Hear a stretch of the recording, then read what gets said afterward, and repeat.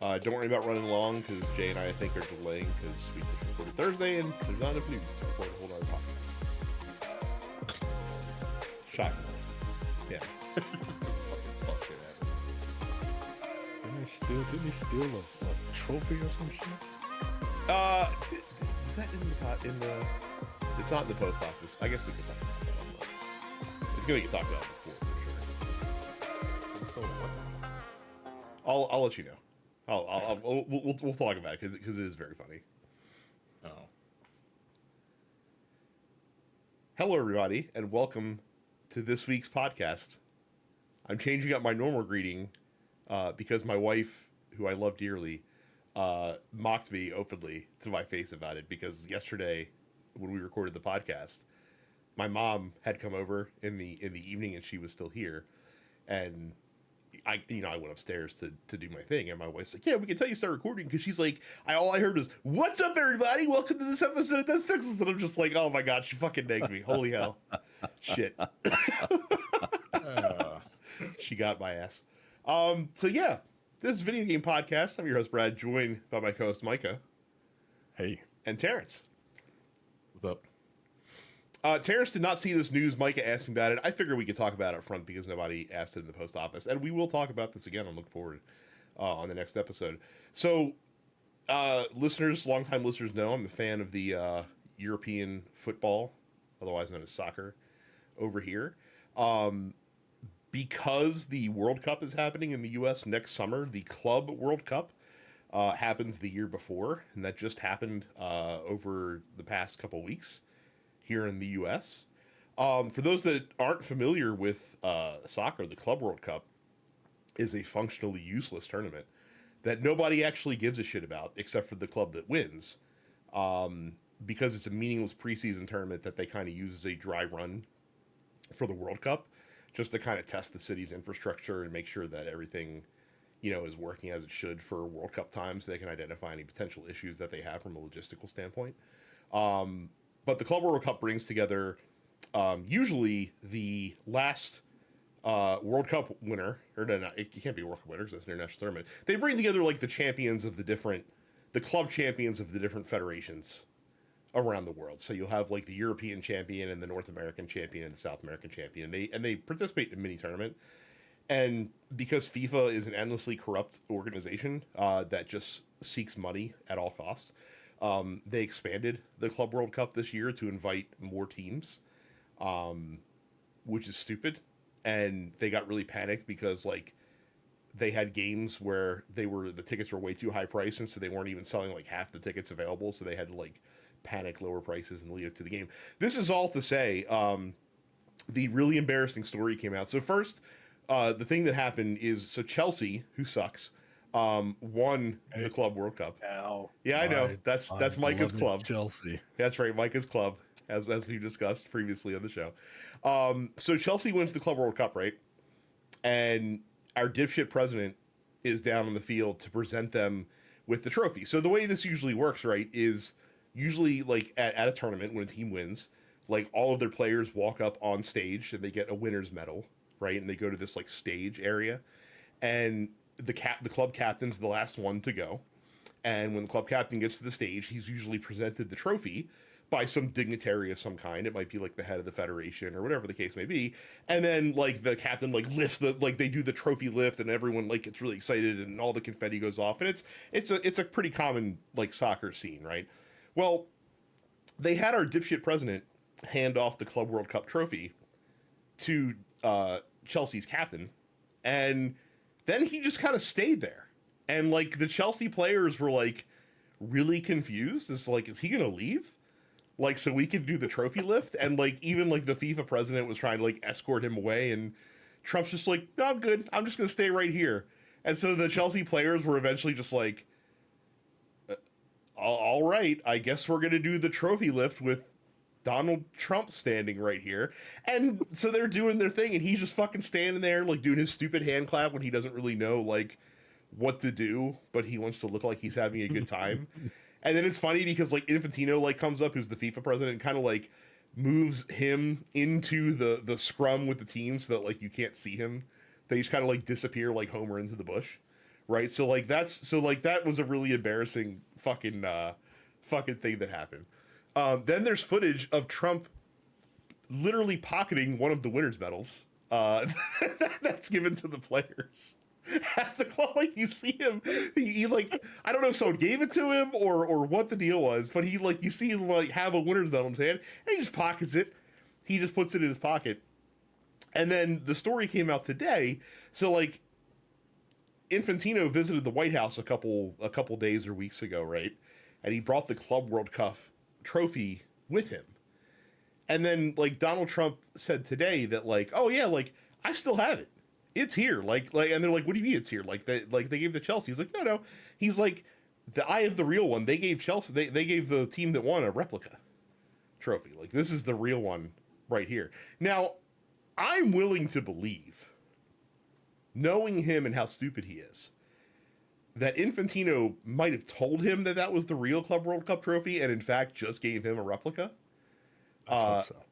Right, because like he's dumb enough to believe it, and it's the whole thing. But I cannot stress enough how stupid of a flex it is to be like, I've got the Club World Cup trophy.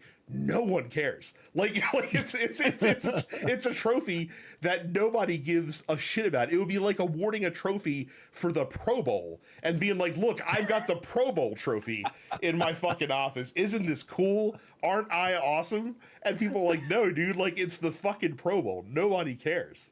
Like we don't even know why they do it. It's a terrible fucking sporting event. Well, I think we now know the reason why Donald Trump got rid of the Martin Luther King bust out in the White House. Yeah, it's to have this gaudy gold trophy that he thinks is real, but it's probably not. Oh my God. Yeah. What are we doing? I like the that's idea not of even, just... like that's not even funny to me. Like that should piss me off. Oh, it's massively embarrassing from a national scale. Like stupid. It's bad enough that he's like openly corrupt and fucking like evil and shit like that. But why does he have to be so tacky? Like why does he have to be like the most white trash person on the face of the fucking planet? I like how he's just like, gold? Your gold? That's literally it. That's literally all it was. Like, wow, that's a really nice trophy. I'd like to have it, please. And Infantino's probably like, whatever, man. Like here, just don't fuck up my bag next year, please. Like whatever you do, like just don't fuck this up for us. Like we have a lot of money. Like I don't know if you realize how many corrupt bargains we've had to strike to make this shit happen. Like we're gonna get filthy fucking rich off of the World Cup in the U.S. Just don't fuck this up. Just don't fuck this up. And yet he's gonna fuck it up. He's gonna fuck it up real bad. So I cannot wait to see the train wreck. When is this happening in America? Next year. When is it happening? It's next year. Next year. Mm-hmm. For America's 250th is this before or after the Mandingo fights that he wants to have in front of the White House? I am pretty sure that it's before because the World Cup typically happens in June. I actually think it'll be going on while the 4th is happening. I have to check the dates. But yeah. Maybe they'll make a whole big day out of it. Maybe we'll get a World Cup match at FedEx Field or whatever they're calling that nowadays. And then it's like Northwest Financial or something. Oh, okay. So they got a different branding. That's cool. And then to Micah's point, like we'll get the immigrant contest outside of the White House, inside of the Octagon. So I hate this nigga. We all do. Hate this We all do. He is the worst. He is the worst. I can't wait for him to have a heart attack. Not soon enough. Nah, yo, who do you think? Who do you think is gonna be unalived first?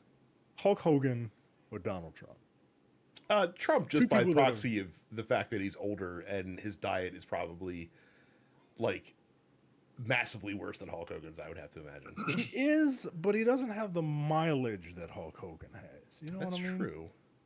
Like that's the interesting like conundrum here. You know what I mean? Like, I don't know, man. I don't know. They've each overstayed their welcome as far as I'm concerned. But Oh, Hogan is whatever. 71. Okay, so there's an 8-year difference. All right. Hogan's Yeah, 71. Hogan, yeah. Yo, that's wild. Yo. Hulk Hogan Is in his Hulk Hogan 70s. is 71. Sam Jackson is older than Hulk Hogan, guys. Well, that we knew. That we knew. But he just it just seems like, like wow. It's because Sam Jackson has youthful vigor, and black just don't saying, crack, as man. they say.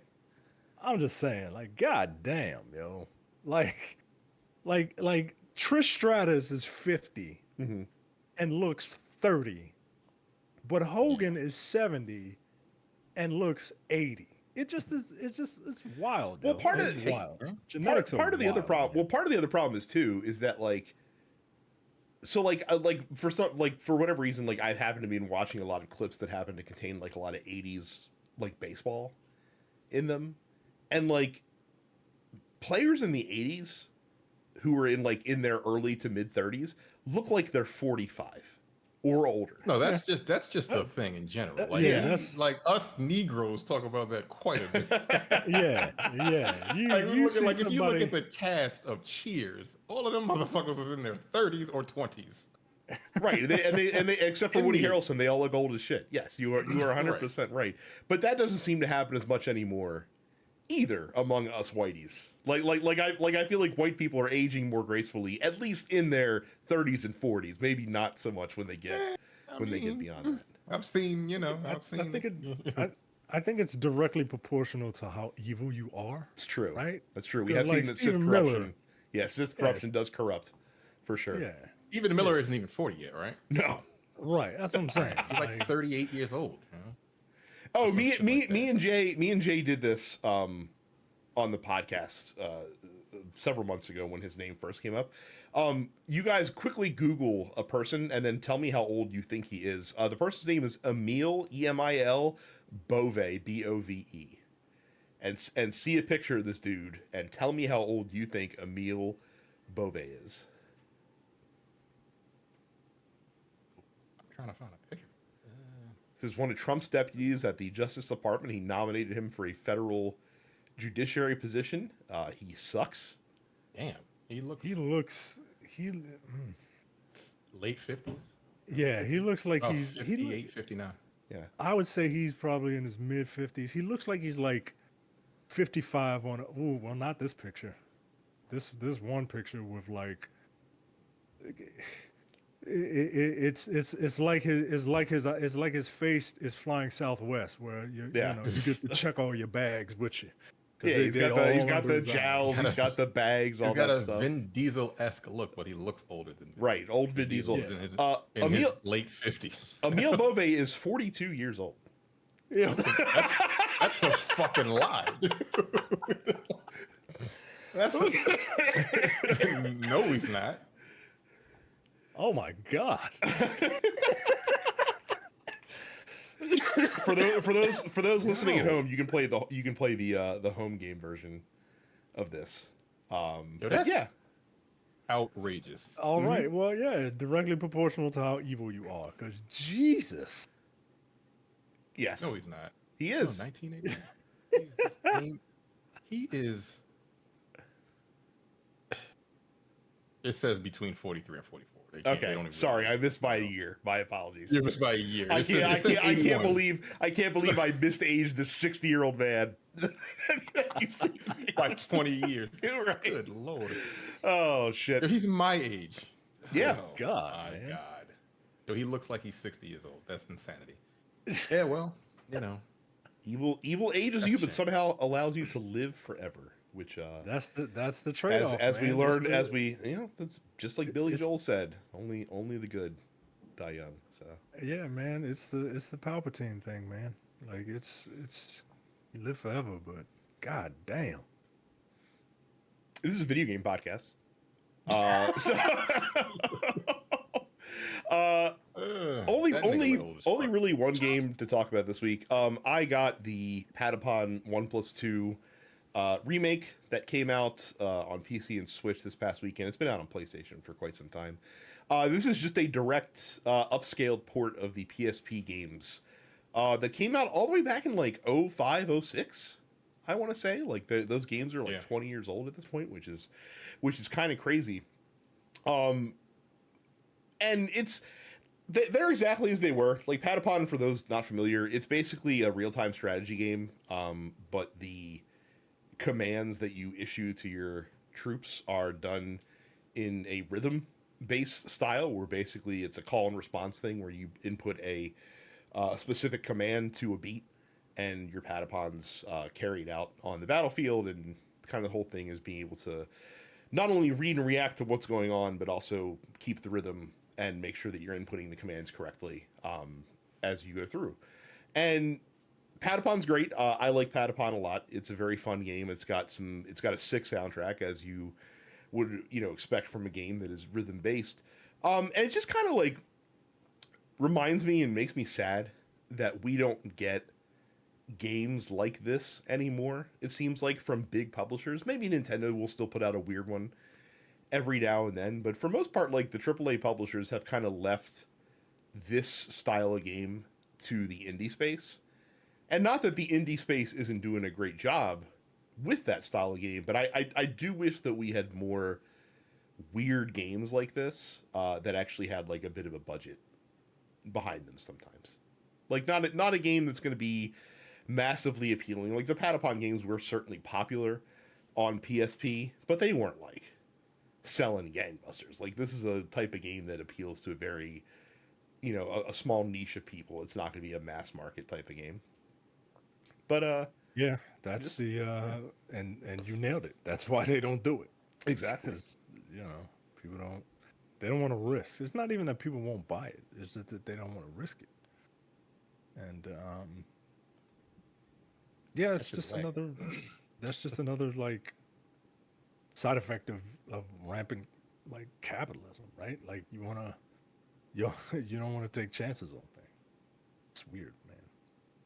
Yeah. Meanwhile, again, like you said, like the indie space, they take all kinds of chances, and they usually they're not making hundreds of millions of dollars, but like the games don't cost hundreds of millions of dollars to make. They Right. make their And, money and back. they don't need to sell millions upon millions of copies. Right. Like it's great if they do, Fucking but dumb. they don't need to do it to be sustainable.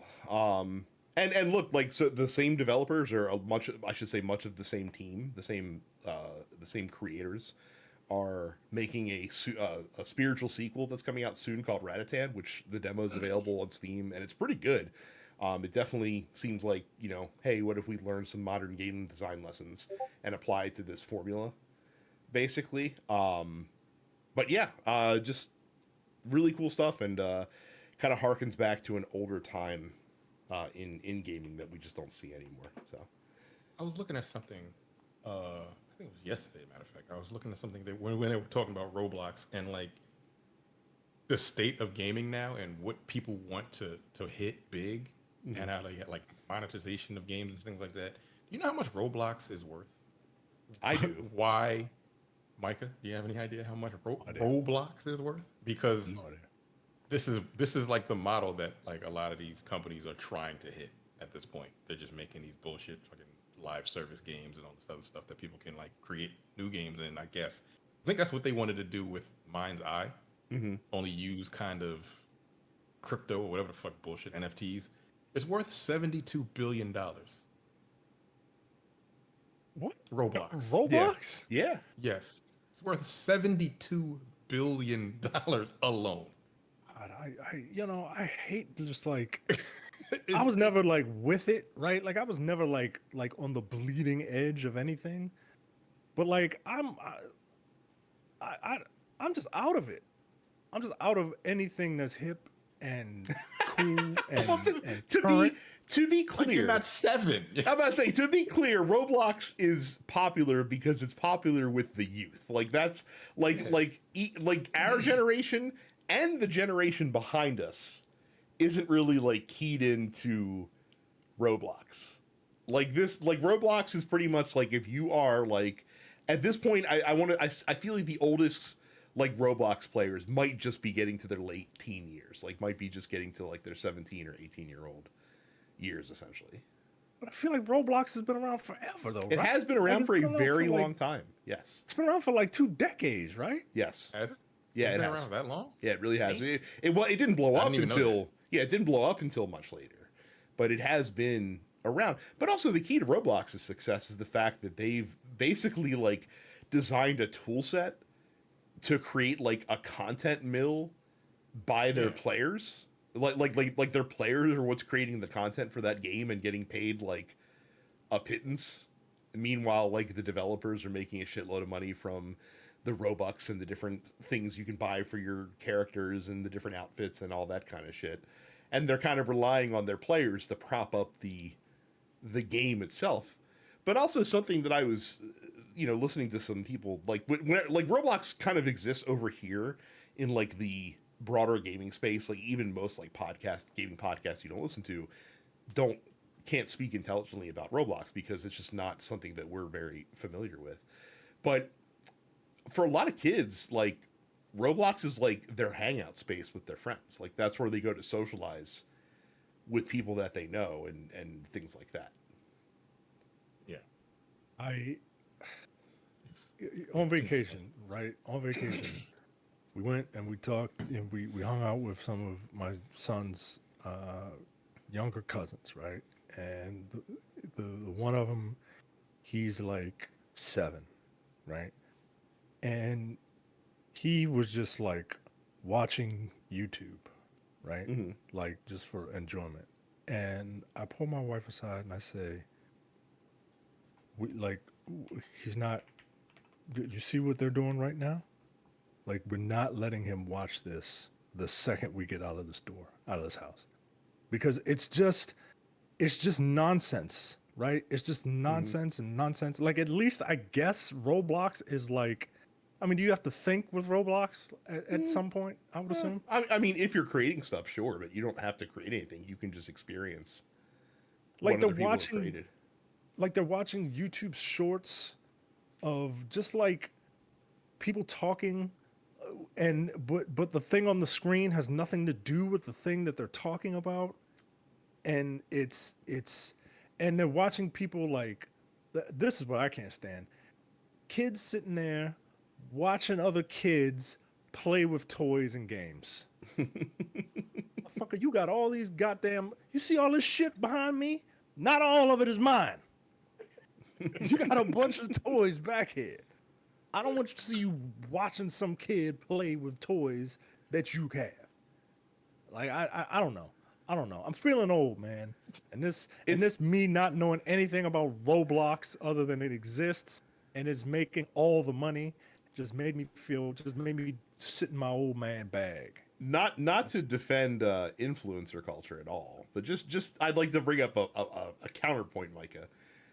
When you were a young man, and you were watching, cartoons on the Nickelodeon network or whatever network that you fancy that you were watching your cartoons on when you were a young child.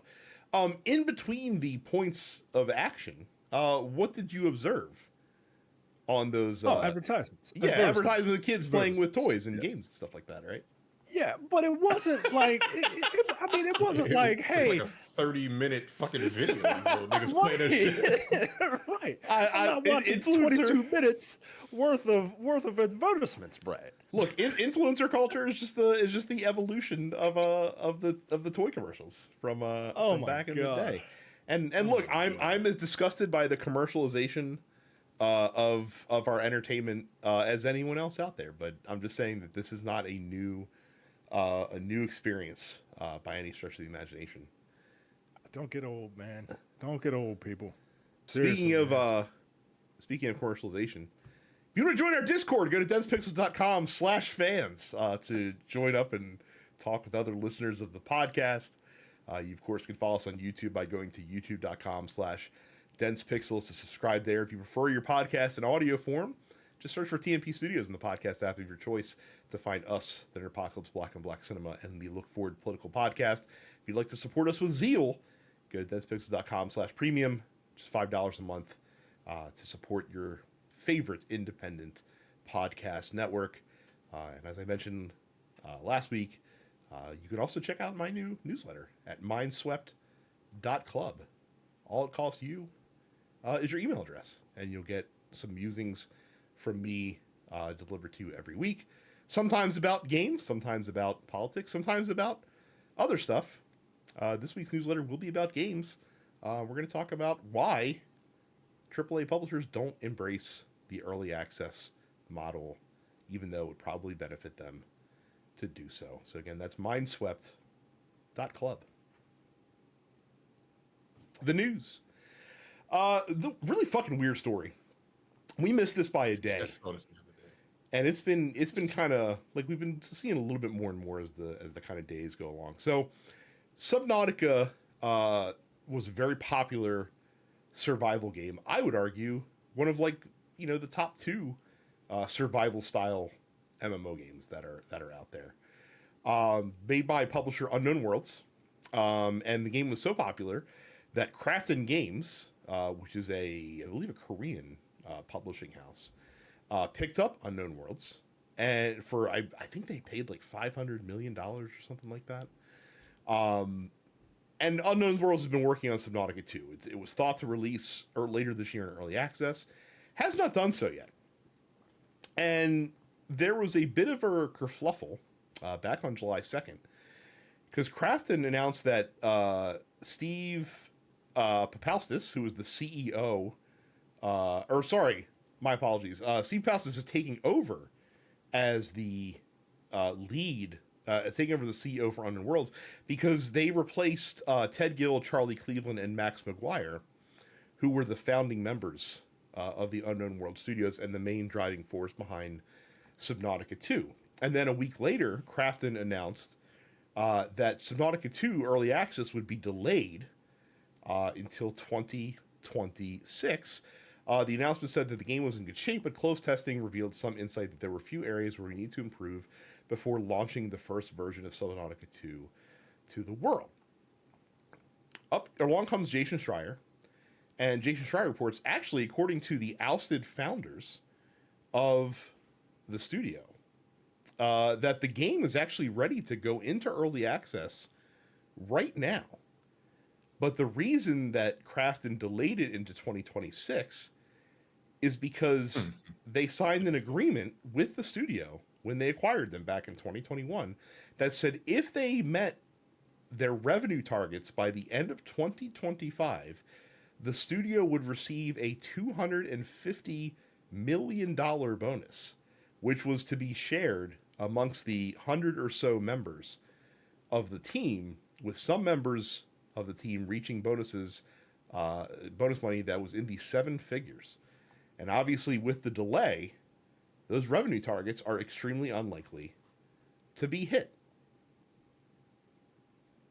Now that's life-changing money. Nigga, that's me burning a motherfucking building to the ground. Yeah. Shit right there. Like, get the fuck out of here, dog. Like, I saw this the other day. I'm like, yeah, that's wild foul. Like, you can't just... It's like, oh, it'd be a shame if your game didn't come out in time. Oh, we're going to fire you. And then be like, oh, we're going to delay it to 2020, 2070, 2026, so you don't get the bonus. Oops. Yeah. Now, Krafton did respond by saying that essentially they were saying that this is not the reason that we delayed the game. We genuinely think it's not ready to release at this point. And they have said that they still plan on paying out the bonus, though they have not given details as far as that goes. They also blame some of the former founders of Unknown Worlds as like not actually working on the game. Like they're trying to allege that like one of them like went off and made like an independent movie, and they just like these people were not committed to the development of the game, and so that's why they had to let them go. Like they're like, oh, we tried so hard to get them back into the mix, but they just weren't receptive, so we had to fire them essentially. So which one is it? Is it because they weren't working on the game that it's not ready for 2025, or the developers are like, no, it's ready to go? I mean, we just like it is very difficult for me to kind of just take the publisher's word for it, especially when there's a 250 million, like there's 250 million reasons for them to lie. And the reason why I don't believe them is because like the publishers, like how hands-on are publishers usually when it comes to developing the development of games before they're released into whether it be early access or completely? I mean, publishers are the ones that get to ultimately decide whether it's, you know, go time or hold off time. Like, they're the ones that set the release dates and stuff like that. So, like, well, they set the release dates, but how do they determine whether the game is ready for release? I mean, they have their representatives like check it out to see if the game is up to snuff. Their representatives. Yeah, they give the thumbs up. This is the question. Well, I'm not disagreeing with you. I'm just saying that like publishers ultimately. A bunch of bullshit. Yeah, $250,000 they ain't want to give these niggas, and that's why. Right, like I get what you're saying. Like I get what both of you are saying, right? Like on the one hand, it could be done, and I just don't like movies sit on the shelf all the time, right? Like if the studio doesn't want to release it, they just won't release it. But nobody's buying that. Oh well, I think the game isn't ready. Like no, shut up, get out of here. You don't know if a game is ready. Also, focus tested by old women. You know what they before publishers notoriously release games that are not finished. See every publisher ever. But that's the other thing. This is an early access launch, by the way. This isn't even like 1.0. Yeah, this is like a bunch of bullshit. These niggas are lying, yo. They just didn't want to pay them the money, yo. That's the one I'm like, it's early access. It's not the full game. They're still gonna be working on it. People are gonna be paying for it because I actually really like Subnautica. I like Subnautica a lot. I played a lot of it, the first one, and I was waiting for Subnautica 2 to come out. Actually, now I don't know when it's coming out. Yeah, 2026, Terrence, is when you can play on the early access release. I mean, I don't know what's more remarkable, like the fact that they are doing it, or the fact that they're doing it so brazenly and not thinking that anyone would catch them out, or maybe they don't give a shit, right? Like maybe they don't fucking care if anyone calls them out because they're just like, look, like y'all know what this is. Like we're trying to save $250 million. That's a lot of fucking money. It's literally half of what we paid for the studio. You know, like that we're just gonna give it as a bonus. Like at this point, I would rather you just say that. Right? Sure. Like just be dicks about it. Like just be dicks about it. Like why lie? Why lie? Why go through all this? Why you gotta get Jason Schreier, the Omar of the video game journalism, to come with his shotgun and just like blow a hole in this story, man? Like just like if you're caught, you're caught, you know? Like who was the political version of Jason Schreier? I haven't heard from him in a while. Ronan Farrow? Yeah, Ronan Farrow. That's who he is. I think Ronan Farrow left I was gonna say the Athletic, left the Atlantic, which is probably why you haven't heard from him in some time. So. Also, I know people know to steer clear of him now because unless you want that shit on blast.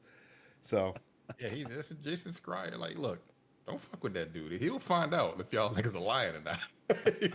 Find out immediately. Oh, that's funny. So, this fucking sucks. I hope that Krafton gets bullied into fucking paying out this bonus, and I know, and the ousted founders are suing them. Probably for like wrongful termination. So I also hope they have all their T's crossed and I's dotted as far as let these guys go, because otherwise that could lead to another hefty payout. Is this an official statement in this article from Krafton?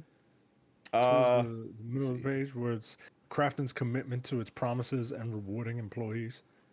I believe so. Yes. So it says, additionally, Krafton is committed to fair and equitable compensation for all remaining Unknown World employees. That doesn't say... Yeah, here's your bonus. Here's your $1 million bonus.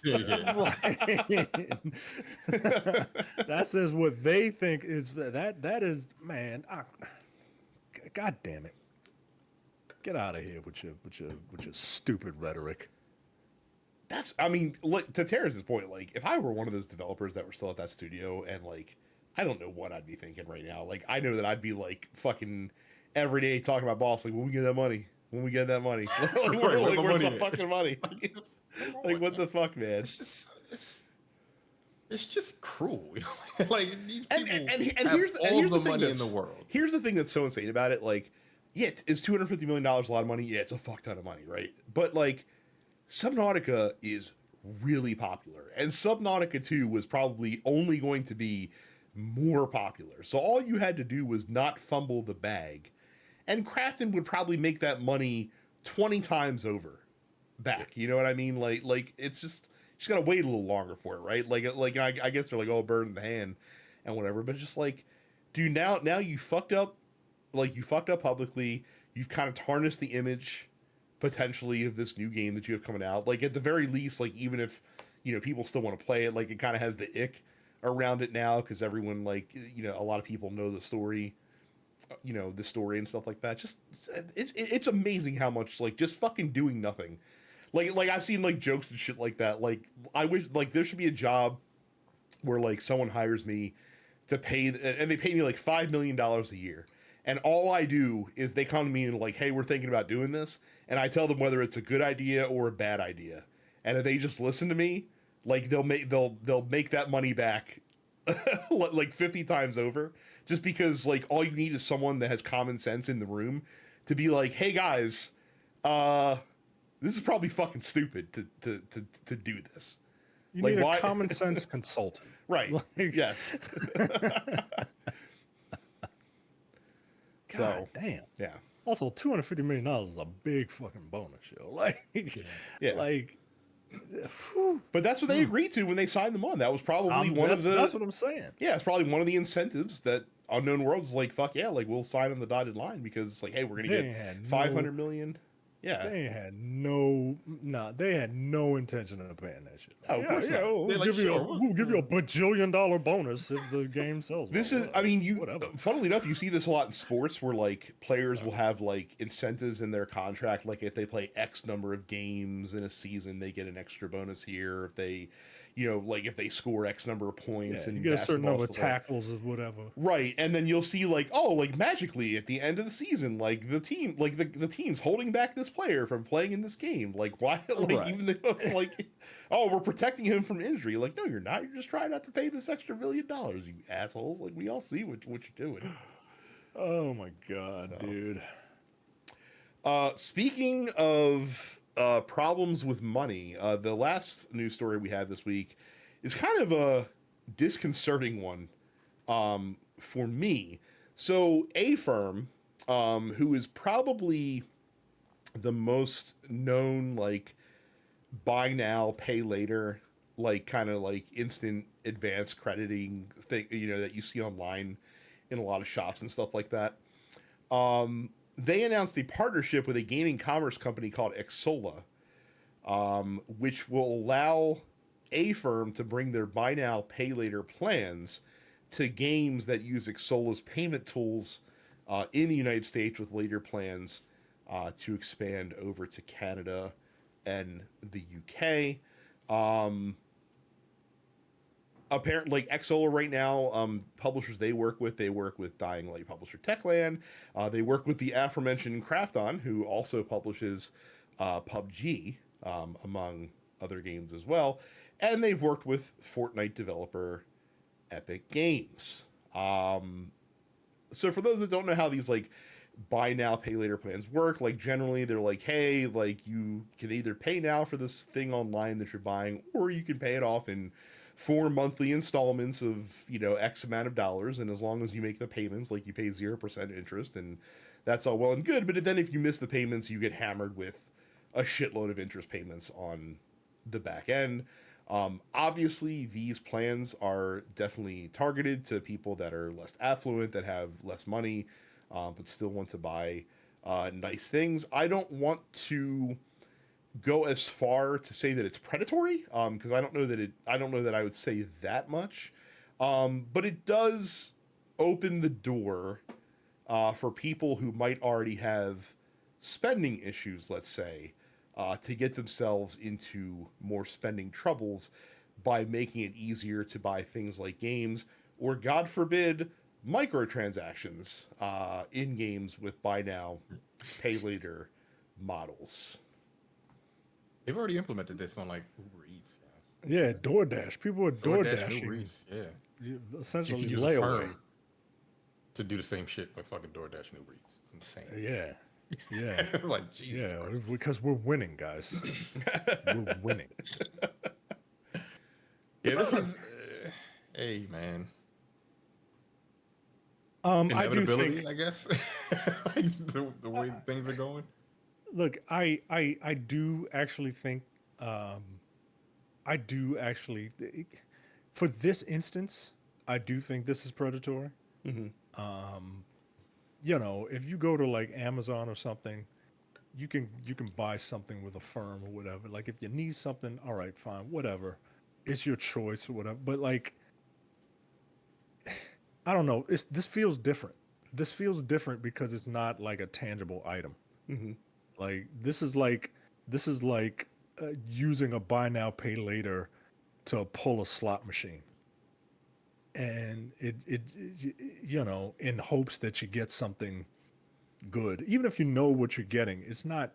I don't know. This feels different, and this does feel predatory to me. If what Denzel Washington say in Fences?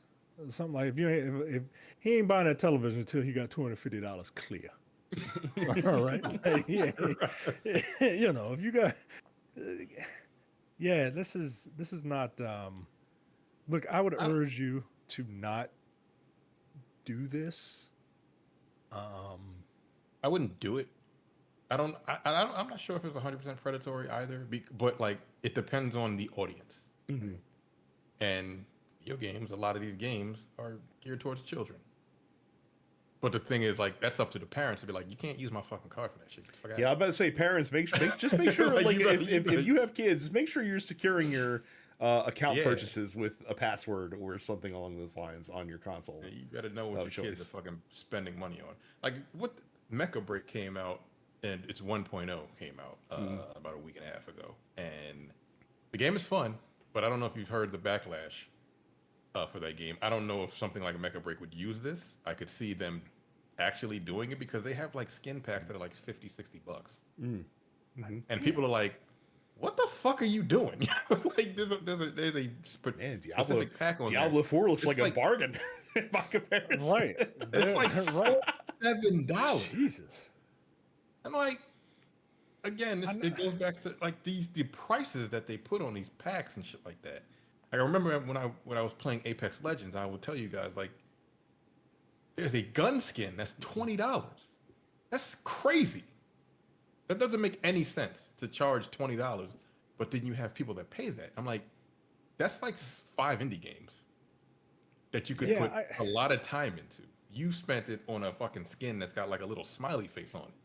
What the fuck is wrong with you? That only you will somebody- ever notice, really, because Right. the character Someone models aren't shooting that you in the useful. face across the map is not gonna see the gun that you're holding in your hand.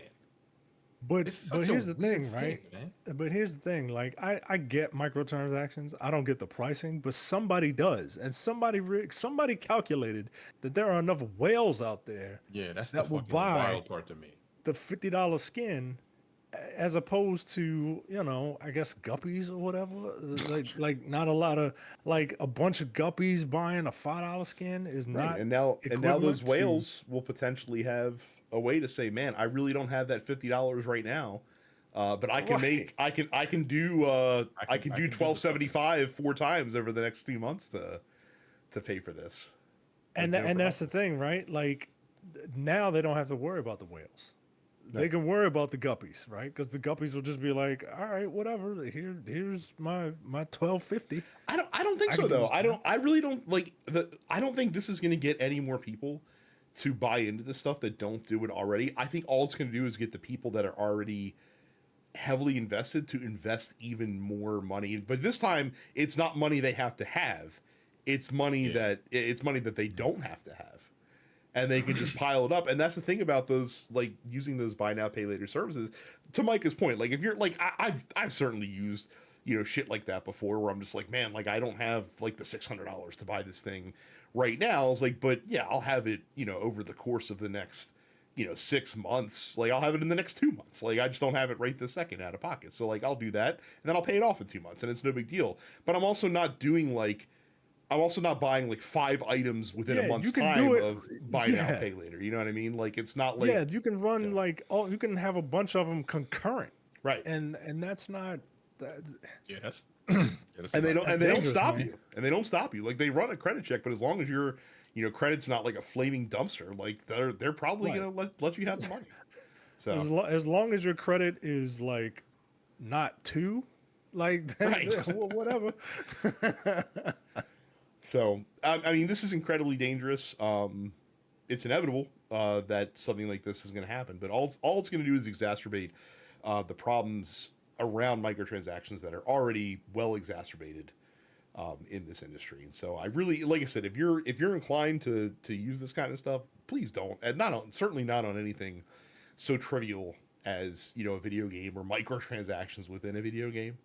And if you know anyone that Yeah, is man. inclined, tell them not to do this shit either, because it's just bad news all the way around. Yeah, if you got like if you got money from microtransactions, or you got money for a game that has microtransactions, you can wait. I would advise you please wait. Or just don't buy it at all. Or don't buy the don't buy microtransactions. transactions. I Like, mean that's the that's part, an like, option too. But like my brain is wired to see, like, because there's sometimes I'm like, yo, that's a dope skin. I would like that. And then you look at the price and be like, nigga, y'all are wild. Yeah, What is- like I why? said, do you think I wouldn't Why like to you have like charging the $25 for this? yeah? Do you think I wouldn't like to have like the fucking character outfit with like the bright shiny armor like, and Diablo with wings like and the all kinds wings of and all that shit. shit? I'm Like, yeah, absolutely. I'm not paying $25 just for the pleasure of that's- looking at it. Yeah, it's crazy. Yo, I don't understand the human psyche. I don't. Like that's a quarter of what you paid for the fucking game just for a skin, dog. Yeah. Like you put like 100 hours in the game. It's like, oh, this skin is really cool. How much is it? It's $30.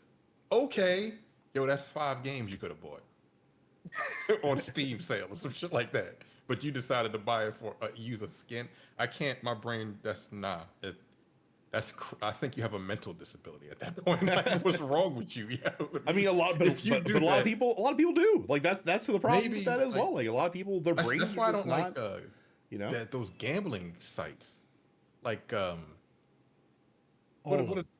all of them. Yeah. Like some Yeah, I'm people gonna say you don't have to pick just one. Yeah. Yeah, you're right. All of them. Like I've seen, like I was around some people that they would literally bet on every football game, every weekend.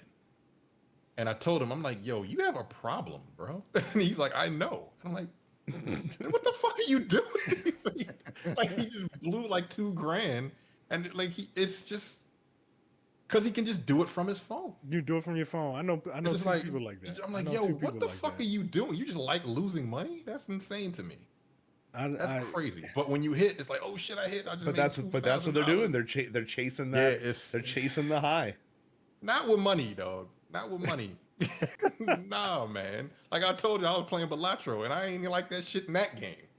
I mean, again, when people And when, that's when not people even, that's not buy even gambling. when people buy loot boxes, that's all they're doing as well. Is they're chasing the high of that random 1 in 200 where they pop like the super rare item, and that makes all the other pools that that couldn't do it Then they hit you with worth like it. the different colors. It's like, oh, you got the gold box and like the Have sounds and all have this you other guys shit. seen the viral internet game that's taking the game sphere by storm over the past week?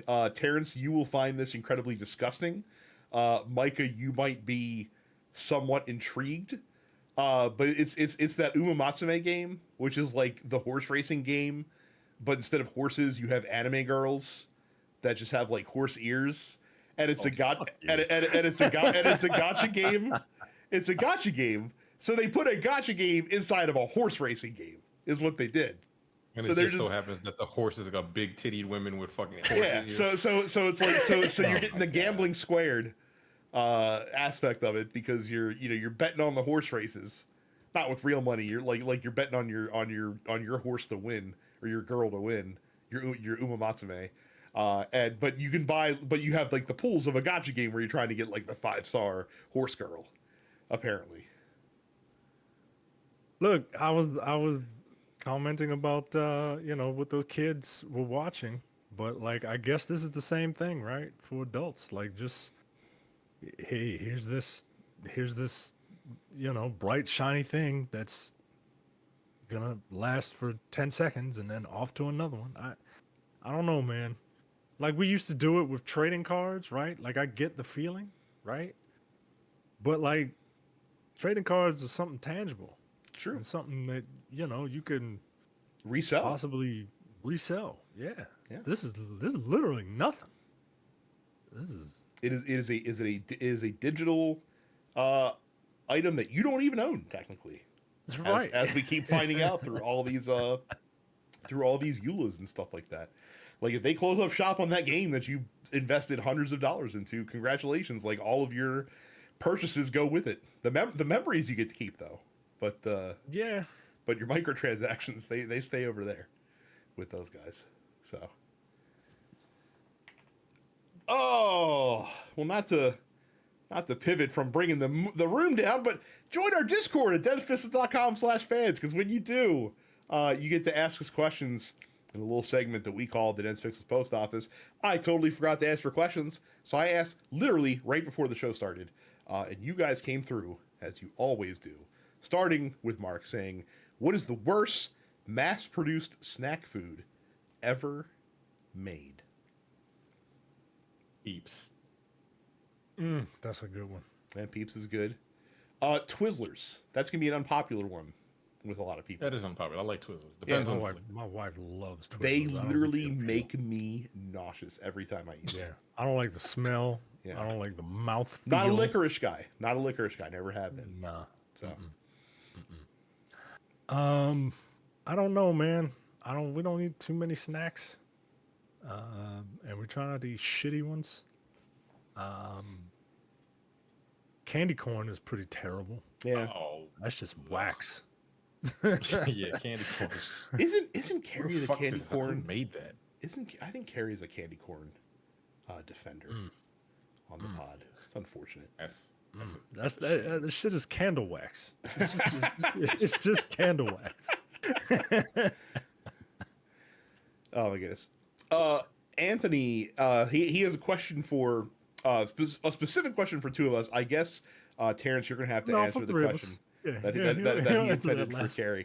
So Anthony asked me any new tabletop or board games coming out that look interesting. I'm actually very out of the loop with new tabletop games because I've been trying to focus on more playing what I have and paring down my collection some just to keep the games that we really like in rotation, because the problem with owning a fuck ton of board games that you don't get to play them as frequently individually as you might like to. So I've been actually not paying attention, even though Gen Con is like right around the corner, which is like the Comic-Con of board games, essentially, in many ways, where a lot of the big new releases come out. So I'm very out of the loop, but I may have to look at some Gen Con previews to see if there's anything that looks cool. Micah, how long does it take to compose and edit action figure shots that you make? It takes me a while just because my imagination is not what it used to be, which is kind of why I tried to get back into reading, because I have to think of something that I want to do, or something that I get inspired by, like a comic book cover, or a scene from a show, or a comic panel or something. And yeah, it's all about composition, right? Like you don't want to, like I've gone back and looked at my old work, and it's just like here's a dead on shot of like an action figure, right? And it's not interesting. So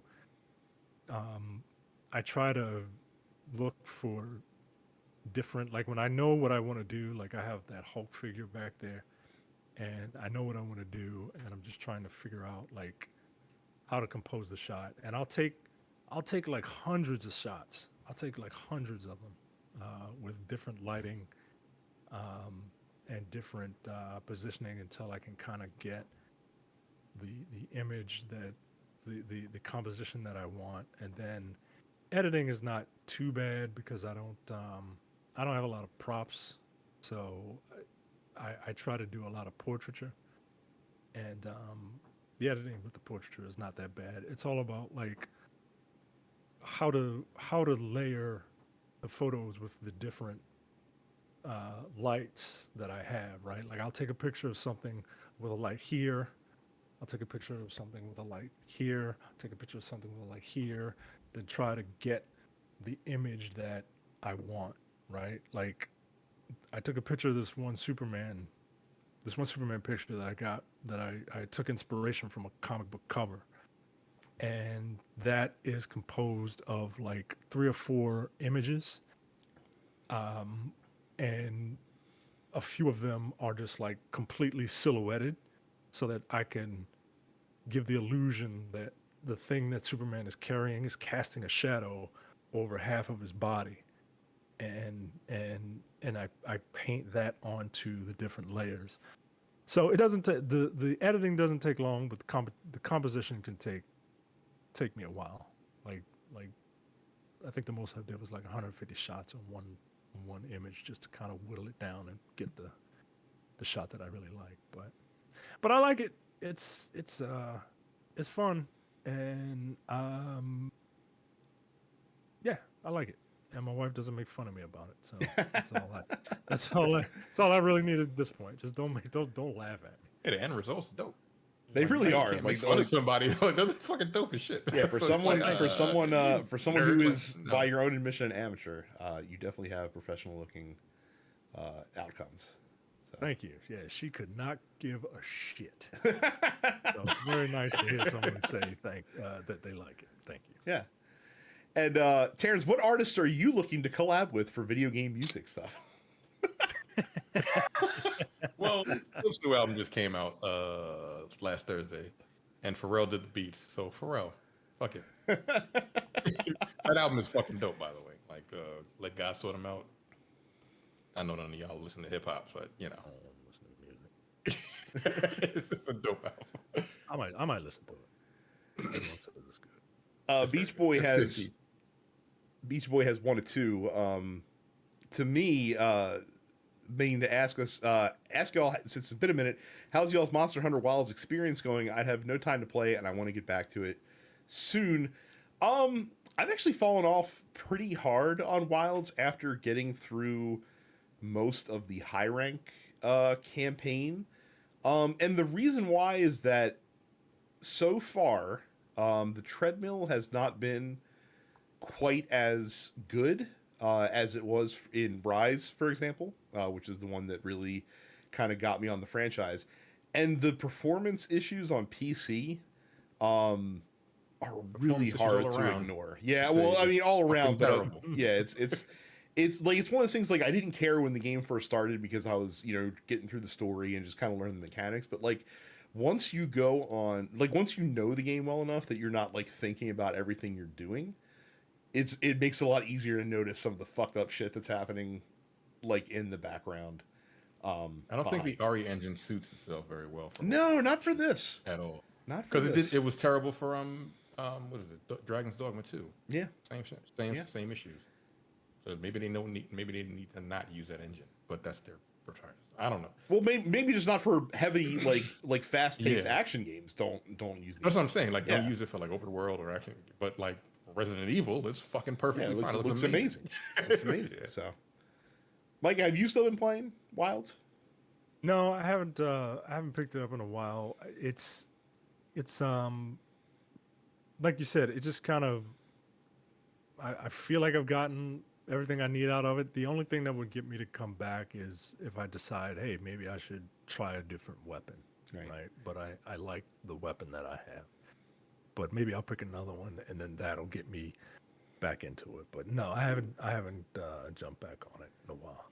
And Monster Hunter and Carrie can either tell me I'm an idiot or back me up. I get the feeling like a lot of the issues with the initial release get smoothed out typically when they put the expansion out or when they put out like the next version. That kind of ties in because I know that World had some issues that folks didn't like, and then Iceborne came out and solved a lot of that. And the same thing with Rise when Sunbreak came out. So I mean, we're probably a year and a half away from getting an expansion for Monster Hunter Wilds, and I wouldn't be surprised if that expansion helped solve some of the problems that people have with the game. I think World actually has more active players on Steam than Wilds does, which is kind of nuts to think about. So, Mark also asks, has the YouTube algorithm ever gotten you into a thing you hadn't even considered watching before? For some reason, I got really into watching people racing mountain bikes, starting on a damn glacier and ending up in a town. It's weirdly relaxing and something that I would never do. Um, All right. I think I like watching people who are passionate and have personality talk about things that they like, right? Even if I don't know anything about it. And I also like people. I watch a lot of people who do like video essays, Yeah. either about pop or politics or breaking down like media and stuff like that. But one that I have started, a thing that I have started watching is people who do like, I guess biographies of like YouTube personalities, and like here's this person who The was rise and famous. fall of The rise and fall of such and such, right? Oh, so The Mike, rise and Boogie fall- Mike is 225 or into whatever. YouTube drama, Yeah. is what you're saying. Mike is a big fan of the YouTube like drama. the rise and fall of Dark Side Phil, or the I've rise seen and a fall. couple of those. Yeah, or the rise and fall of Doug Walker, or the rise and fall of Doctor Disrespect. You know what I mean? The rise and fall of that dude from G4 with the beard. Oh yeah. Oh, the What's his completionist? name? The Yeah, completionist. Gerard the Completionist. Yeah. I like I like watching that stuff, man.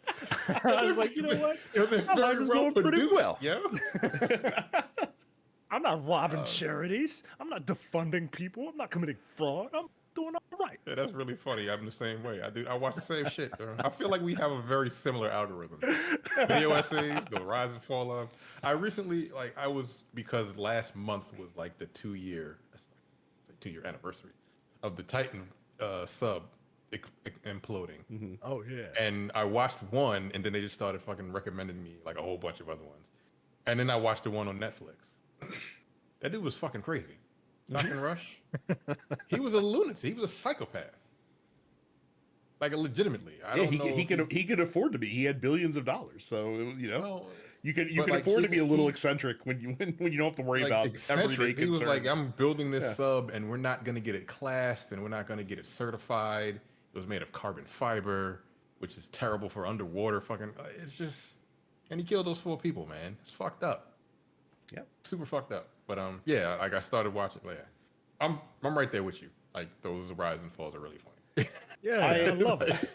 I am also a video essay junkie. Now, it's funny because I usually find a lot of video essayists through video games, but then if I find ones that I really like, then I will watch all of their other content, which doesn't necessarily have to be game related. Or, it's good even when it is game related, but it's about a game that I never have and never will play, and yet I'm still willing to watch like a 2-hour long essay about it just because what it is really interesting. Couple creators I will recommend. Jacob Geller's really good.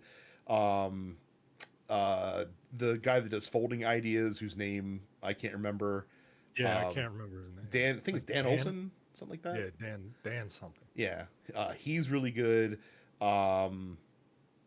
If you, let me just take a quick peek to see if I The can problem name a with couple of- the problem with some of these people is that it takes them so long to Release new stuff. create this stuff. Yeah, Yeah. man.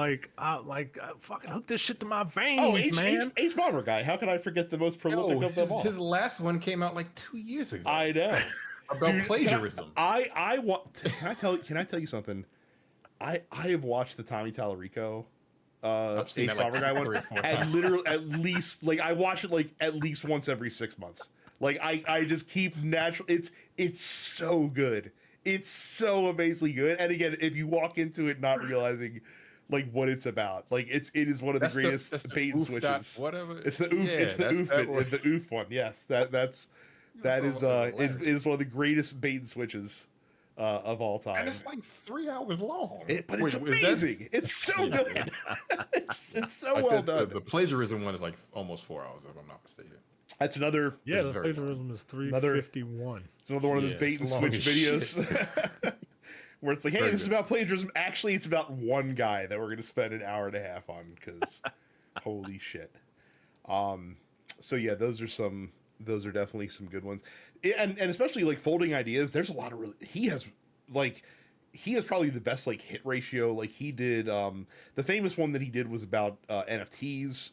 That is kind of a must watch. But my one that I think I like the best is he did a video called "It's Rude to Be Bad at World of Warcraft," talking about how WoW has become this game that used to be just like a fun like chill hangout game into like this fucking sweat game that people like players that play it seriously actually get angry at you if you don't play it as seriously as they do, and how it changes how you interact with the game, which is really interesting as well. So, Well, the last one I'll recommend actually. I don't know if you guys have heard of Mr. Ballin. He just stories about like he says stories about the strange, dark, and mysterious. I'm into like ghost shit and just weird occurrences that happen. He has a very good channel. Like I started watching him like 3 years ago when he wasn't as big as he is now. Now he's got like 5 million, 10 million fucking subscribers, and he's created an entire fucking like network of shows. Very good, very good storyteller. Oh, I'll give you But one more. That's sports related. Secret Base. Check out if you like sports. Check out Secret Base. They do a whole lot of stat-based documentaries where they just kind of go deep into these weird specific topics. But it's on the back of a lot of statistical analysis, which speaks to my brain very much. So Yeah, guess what, guys? We're fucking old. hey, look, at least we're not our parents like with like fucking books and video sets of like the Civil War or World War II or like this other shit, right? Every time we go over to my parents' house, my father, he's 74. I think he'll be 74 in October, and he sits in one room and he watches history and the ID channel, and that's it. And my son, he'll go in there, and it's the ID channel, whatever. It's like they the stereotypical like, and then dun, dun, dun, and then the evil music will come on. He's like, why is it so evil in here? I was like, it's not, not evil. It's just it's just the music. That's all. No, but it's evil. I'm like, all right, man, get out of here. Then. Yeah, that's what it is. That's I'm a father now. Great. So I'm gonna skip around because I think we have two questions that are Superman related, so we'll get to those last. But first, Evan asks me to please explain the significance of Nico Hulkenberg's P3 at Silverstone this past week or 2 weekends ago, I should say. So this is F1 related. The British Grand Prix was this past weekend.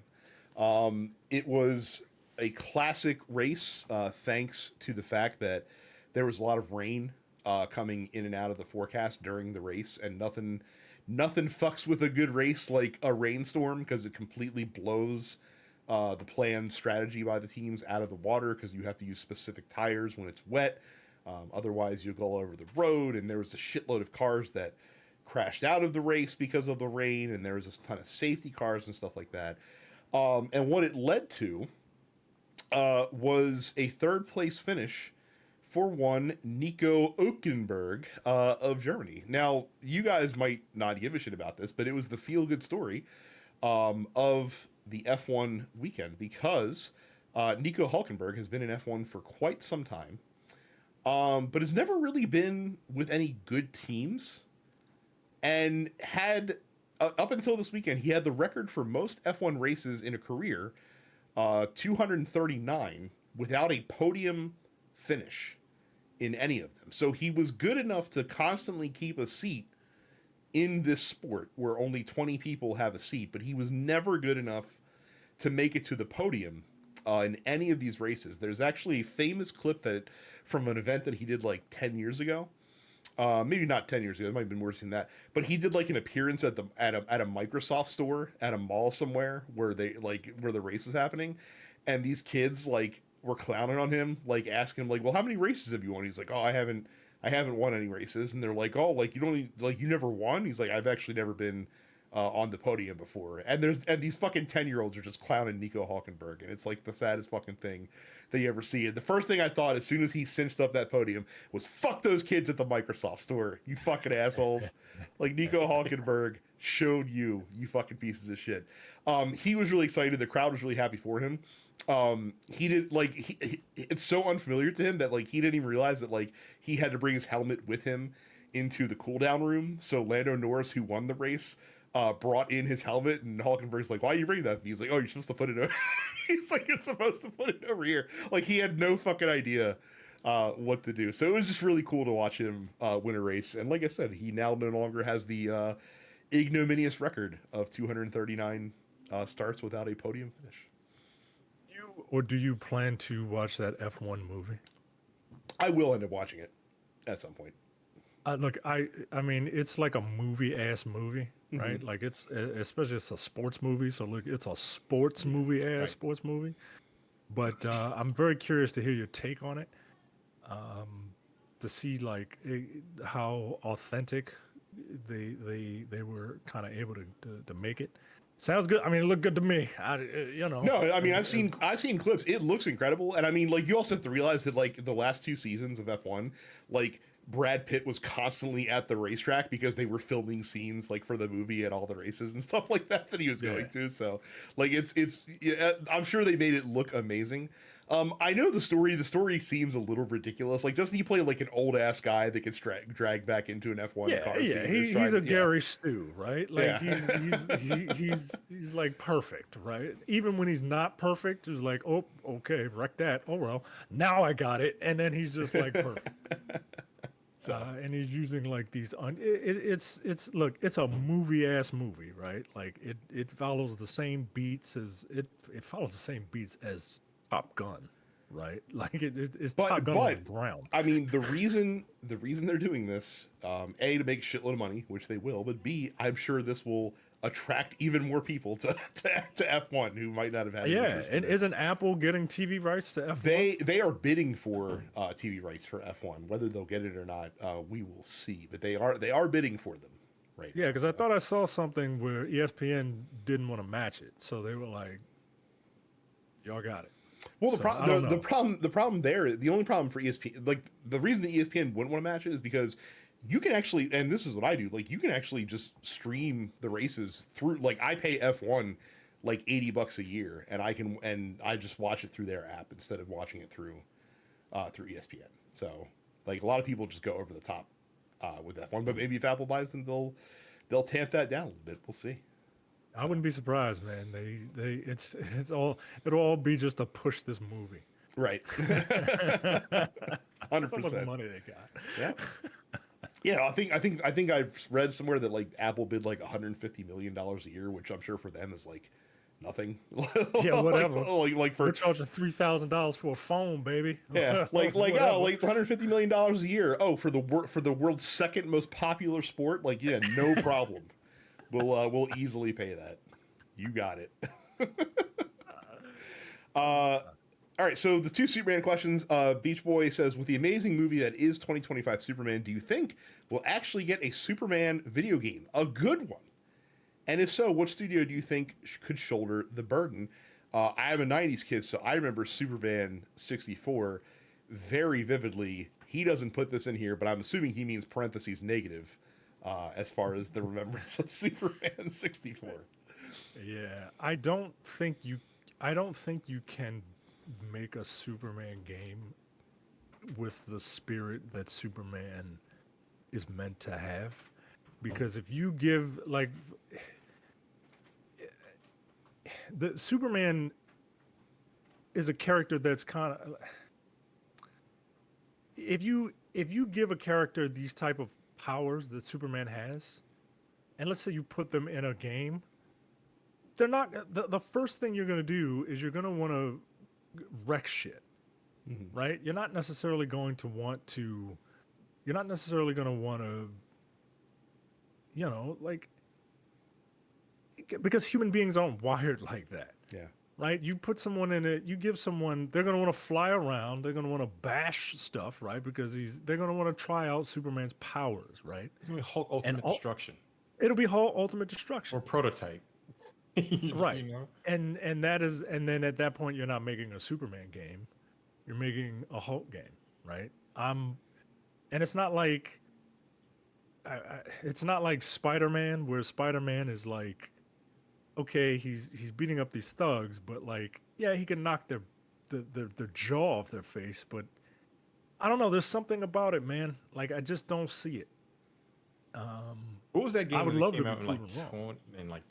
early 2000s? That Superman game where it wasn't Where he couldn't die. Superman couldn't die. Oh, but Superman! It was the city. That was Superman Returns, the video game. Yeah, that was Based on the Superman movie. Returns. Yeah. Okay, Yep. yeah. The city had a health bar, and you had to Right. save the city from being. And you had to because Superman's like, people think Superman's a cop. He's not a cop. He's a firefighter, right? And if you don't save these people, then yeah, the city would essentially lose morale, and then you would have a sad, and then it would be game over. I mean, but hey, that's a novel way to do Yeah, it. You know what I that's mean? like It's better when you than think Superman about having a I'm not life bar. knocking it. Yeah. Yeah, I'm not knocking it, man, because like you're not gonna have a bunch of people just beat up Superman, right? Like, it's I just don't see it. But I'm not a game developer. I would love to see it. I would love to see Superman be in a game, but I think the best way to implement Superman is in a video game is if Superman is, you are playing it from the perspective of someone other than Superman. Superman has to be like a summon or a get out of jail free card, right? Like, if Superman were in those Arkham games, you would be Batman, and Superman would be someone that would come in occasionally to assist you in something. But then, I gotta fly somewhere else because I got something else. I gotta save other people. You know what I mean? Like, it's hard to do Superman in a game. It's not hard to write Superman if you focus on the correct thing, but it is hard, I think, to create a Superman game based on like human nature. Or all you do is you take the tact of Mortal Kombat versus DC Universe and just explain it away by saying everybody could use magic. One of Superman's, I mean, that's one of literally what they Superman's did weaknesses. with Injustice. That's literally what they did with Injustice. Batman created a pill that just like, oh, okay, well now we can punch Superman, I guess. I think that's the only way you make it work, honestly, is you just have to have some terrible storyline explanations to why things can hurt Superman now. And so, like, Brainiac put a bubble over Metropolis that that just has magic in the air, so even mere mortals can damage Superman. He has an invisible wall that blocks solar radiation, so it's constantly weakening Superman, I guess. Yeah, that's. I don't know. It's not fun. Like, you can't. I don't think a Superman game. Like, you're right. I don't know if there's going to be a viable Superman. And just because of the character. Allow me to make a controversial stance here. I don't know that we need a Superman video game. I don't think you need a Superman video game, we can especially because nobody. Well, also, we're being inundated from people like me who are perpetually online but like don't say anything, are being inundated with these ridiculous comparisons and my Superman is stoic. Oh my god, quiet. I can't. I understand. I understand people that are just like, this isn't the character as I know them. Like, that's fine. Like, if you prefer like a certain portrayal of Superman, like, you're entitled to have that opinion. What makes me laugh is the people who like think that Superman is something other than what he is, which is where you're getting all the right-wing Superman takes. An illegal alien? Yes. Well, he's not an alien. You see, I saw him. He's like, well, he's not an alien. He's an orphan. And I'm like, oh, he's an alien. Kal-El is part of the United States now? Like, I was, or not Kal-El, but Krypton is part of the U.S. now? I was unaware. Like, did he take his citizenship test? Like I don't think he did. He probably did not. But here, these people. The whole point of it, is that it's a nature and nurture thing. Like that's the whole point. Hey, we will come, we will take you in. Like it's on the Statue of Liberty. Like you give us you're tired, you're sick, you whatever. We'll take you and we'll help you. Like that's the whole point of the character. Not my Superman. He would. Don't let conservatives hear you say what's on the fucking Statue of Liberty. They might change that shit. Yeah, the resident Francophile of the podcast would bring up the Statue of Liberty as the of course. Yeah. They don't know that. They don't know it. We built it, baby. Made in America, baby. That's what the Statue of Liberty is. Lady Liberty, baby. All right, she's not holding French fries. All right. Yeah, I'm curious. I'm very curious. Next time you and Jay go have your little arguments with the dullards on the other side of the aisle, ask them, do they know about the Statue of Liberty? The history of the statue. Do they know? I know they don't, because like right wingers will like literally cite it as like I remember a couple of years ago there was like someone who like cited it as like, oh, America has the best art, and they use like the Statue of Liberty as like cited as an example of great American art, and I'm just like, good job. Good job. Tell me you never opened a fucking textbook without telling me. Holy shit. It's amazing. And then finally, Leonardo says, how good was Guy Gardner? Yeah, baby. I assume Guy Gardner shows up in the new Superman movie then. He is very much, he is in it, played by Nathan Fillion. And he's great. Yeah, he's great. Guy Gardner is he's a very cool Green Lantern. People don't like him because, he's kind of surly and has a weird haircut. But no, Guy Gardner's a ride or die, man. Like if you read Green Lantern, like Guy Gardner and Jon Stewart, like they're boys, man. He's very abrasive, but if he's your friend, like he'll ride for you. And they kind of illustrate that in the movie. But yeah, Guy was great. It makes me want to see this Lantern show. People are upset that they cast a black guy who's not black enough, but he's not, because he's not Terrence's complexion. They think that he's not black. What's his name? Aaron Pierre. Yeah, it's Aaron Pierre. Yeah, they don't think he's black enough, and they're like, oh, see, this happens all the time. They always cast light-skinned dudes in roles like this, and that is objectively not true. It's not. Noted light-skinned man Sam Jackson, who played Nick Fury, is he who you're talking about? Noted light-skinned man Anthony Mackie, is that who you're talking about? Mahershala Ali, is that who you're talking about? Like quite the opposite, actually. Like dark-skinned dudes in Hollywood are like. I mean, like it's and it's not even right. That's what I'm saying, yo. That's what I'm saying. Like you're objectively wrong. Sterling K. Brown is in movies, like right. Noted light-skinned man. Like no, it is objectively wrong. Lying to fucking fit a narrative. It's like, but right. I can prove that you're not right. It is objectively wrong. Shit. Chadwick Boseman, noted light-skinned man. They replaced Terrence Howard with Don Cheadle. Come on, yo. Yo, that's hilarious. Oh my god. Yeah, you can miss me with that. They never cast dark-skinned men in anything. Like, shut up. It is objectively wrong. What a show you guys have had. You had a little look forward. You've had some black and black cinema.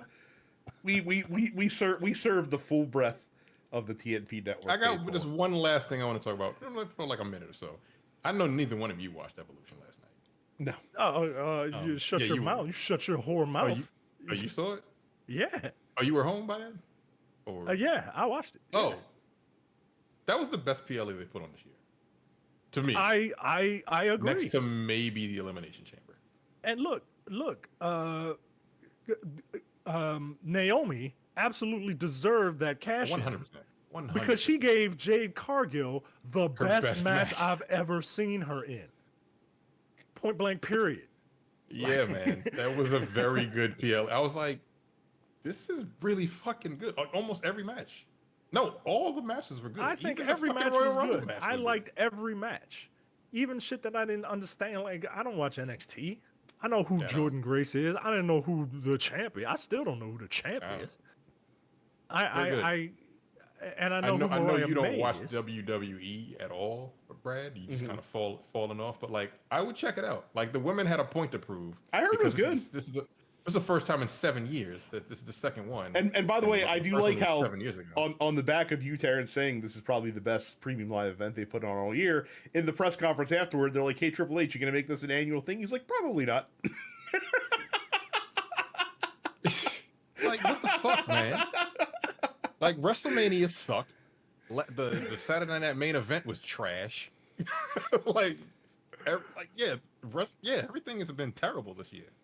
But this was really fucking good. I was shocked. Apparently, AEW All In was amazing. Also, I don't watch All In AEW, so I was don't know. All In. I watched All In. All In Mm-hmm. was it was good. It was entertaining. I just that last match, man. I'm just not into that shit. I'm just not into a man taking a fork and stabbing Yeah, I another don't. man in the head. Like Yeah, Extreme Wrestling. That doesn't do anything. that So doesn't do anything for me. But I enjoyed it, and they made sure to like go well into 9 o'clock to eat into Saturday night's main event, which I find funny. But yeah, the whole no, Wait, purpose. didn't AEW start their event at like 4 o'clock?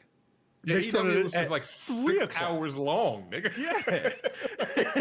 Yeah, man. I didn't watch it, but I heard it was like 5.5 hours long. It's insanity. I guess Yeah, they I started guess at if you're 3 paying o'clock. for it, they might as well fucking give you your dollars worth. Or I mean, I $50 worth. guess evolution from top to bottom was great though. They had the right amount of matches. They had like 7 or 8 matches. Is it the which right was- amount of matches when the pay per view lasts for 6 hours? My God. No, I'm not talking about AEW, Evolution. no, I'm talking about Evolution. Evolution. Okay. I'm sorry. AEW's back. They had like 12 or some ridiculous Yeah, get the dumb fuck shit. outta Like, here. get out of That's here. crazy. No, I know. Evolution had like 6 or 7 matches. It was paced, and it was still 3.5 hours. Yeah, I will. It I was will say paced the well. the one thing that WWE has done, like with the exception of WrestleMania, is they have kept their premium live events trim so that you get Yeah. fewer matches, but they actually get to go, like they actually get to perform. Yeah. Whether they should or That- not that- is a in some cases is a different thing, but you know. That main event was amazing.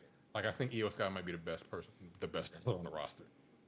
Yeah, man. My 3 favorite matches in the last 2 or 3 years have had her in them. That one. I even heard that in- Gunther dragged a halfway decent match out of fucking Goldberg on Saturday. He carried him for like 15 minutes. Yeah, Like, what the fuck? a Goldberg in a 15-minute match. That's like the first time that's ever happened, right? 'Cause I mean, I wouldn't be surprised. Like, give that man He don't give that last man a that long. race. Yeah, but yes, Yeah, the last time I can remember that happened was when back in WCW when wrestled Diamond Dallas Page and knocked himself unconscious doing a spear. So DDP literally had to carry the rest of the match from that point forward. But shout out to DDP, man, saving wrestlers' lives for fucking 30 years. Yeah. For like the last 25 years. He's a good dude. He's a good dude. Trish Stratus is 50 They years treated old, him like man. shit in WWE. Yeah, Trish Stratus is 50 years old and put on a hell of a fucking match. And I don't like and- Tiffany Stratton. I don't like Tiffany Stratton. I'm not a fan. She look. She hey Kermie, like that. I get that. I kind of get that vibe. I kind of get that vibe from her. Just a little bit. She's better off as a heel. Like I don't know why they ran her as a babyface. Yeah, she's she way is better. as a a heel. yeah she is a natural heel character. So Yeah. But yeah, no. Evolution was great, man. I dug it. I really enjoyed it. why did they call it Evolution 2? Like Terrence said, it's been 7 years since the last one. Like you could just call it Evolution again. Like it's not. Yeah, I It's- don't know. I don't know, man. They just treating like again. I said the women have something to prove. They're like, and they proved that they're hungry. Like, just let us wrestle. Like, we can show you that we can put on a good fucking show. And they did better than the men got to step their game up. Yeah. They really do, because again, all of the previous ones this year have been just terrible. Like, I'm just like, yo, what the fuck? The storylines suck. I told you guys they're gonna fuck R-Truth over. They did. You were right. They did. They fucked him over already. Like, I don't think Triple H likes him. I don't think they like the fact that he had to bring him back, because the fans were like, yo, what are you doing? And then they absolutely do not like when like the audience goes into business for themselves, as they say. Yeah. So damn, that's fucked up. He said they're not going to do it again next year. No, he said it's probably not going to be an annual. It's probably not going to be an annual. Semi-annual, thing. God damn. Just do it annually. Who gives a shit? Like, do it annually. You can't sacrifice one event to the women on the calendar every year, especially if they're going to put on a show that good. If they're gonna carry a little bullshit ass like sandbagging weekend, like you try to sandbag AEW, and the thing is, it didn't sell as many tickets. That's the other thing, right? And they but they dicked them. They didn't over. have enough time. They dicked them over because it wasn't supposed to originally be in Atlanta, right? It was supposed to happen a week before, but they were like, hey, let's just AEW's having their version of WrestleMania this weekend. Let's just stack all of our wrestling. And so that people will only talk about the last thing they saw, which is, a WWE product, right? Which is why they wanted to put Saturday Night's Main Event on after All In, and then they moved Evolution to Sunday so that people on Monday will be talking about Evolution instead of AEW. And they didn't sell as much advertising, which means there wasn't a lot of commercials, probably because they thought, well, the women, they're not going to draw. Nah, yo, they fucking killed that shit. And the thing, this shit all started because the Saudis didn't want women over there. And they were like, okay, well, we'll give you a pay-per-view to yourself. That'll shut you up. Right, that you broads up. Like, that's so fucked up. I will say also, for a company that claims not to pay AEW any mind, they sure don't act like that. They're a company that pays it. Like, they're not competition, but they're not competition. Right, but we're gonna counter program them in every avenue that we can. So apparently there was like a Beyonce concert happening at the same time too. It was just all kind of crazy shit going on that night, that weekend, man. It was chaos, but like they just decided. Oh, so this event was the Evolution 2 was the Titanfall 2 of its day. Right. And it was the best thing that came out that year. That's super fucked up, man. Like, yeah, man. I feel sorry for the women, man, because they got fucked over. As good as that was, again, it didn't sell as many tickets as that garbage Saturday Night Main Event. And then they'll use it as an excuse. Fucking show. Yeah, to not fucking do it again. Not do it. Yeah. Yep. That's corporations trash. Like, if you take anything from this show, corporations are trash. The eternal theme of the Dense Pixels podcast. So it's a good place to call it.